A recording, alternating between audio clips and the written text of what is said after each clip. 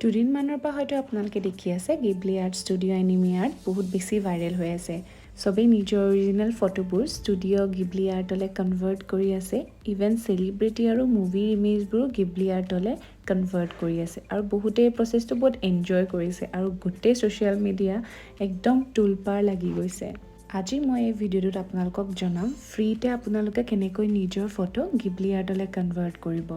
নিজৰ লগতে যিকোনো চেলিব্ৰিটি বা ভাল লগা ফটো বা যিকোনো সিৰিজ বা মুভিৰ ফটো কেনেকৈ ফ্ৰীতে গিবলি আৰ্টলৈ কনভাৰ্ট কৰিব কিছুমানে Chatgpt থ্ৰুৱেদি এনেকুৱা গিবলি আৰ্ট বনাইছে বাট এইটো পেইড ভাৰ্জন হয় যোনটোৰ কাৰণে আপোনালোকে সাবস্ক্ৰিপশ্যন ল'ব লাগিব মই ভিডিঅ'টোৰ প্ৰথমতে কৈছিলোঁ যে মই আপোনালোকক ফ্ৰীতে কেনেকৈ নিজৰ ফটো গিবলি আৰ্টলৈ কনভাৰ্ট কৰিব সেইটো জনাম সো লেটছ গো প্ৰথমতে আপোনালোকে মোবাইলত নিজৰ গুগল ক্ৰমটো খুলিব মই ইয়াত লেপটপৰ স্ক্ৰীনে দেখাইছোঁ আৰু তাত টুইটাৰ বুলি ওপৰত চাৰ্চ কৰিব বা এক্স বুলি চাৰ্চ কৰি ল'ব আজিকালি টুইটাৰটো এক্স হৈ গৈছে আৰু তাত গৈ তলতে আপোনালোকে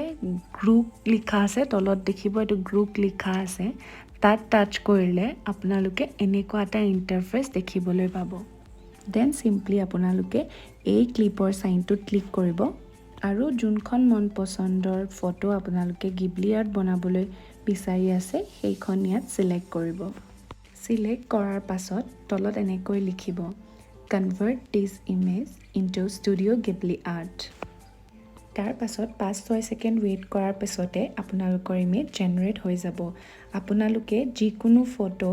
গিবলি আৰ্টলৈ এনেকৈ ফ্ৰীতে কনভাৰ্ট কৰিব পাৰিব আৰু তলৰ লাইনটো তেনেকৈ লিখিব আৰু এই যে তলৰ ডাউনলোড বাটনটো দেখিছে সেইটো বাটনত গৈ আপোনালোকে নিজৰ গিবলি আৰ্টৰ ফটোবোৰ গেলাৰীত সেভ কৰি ল'ব পাৰিব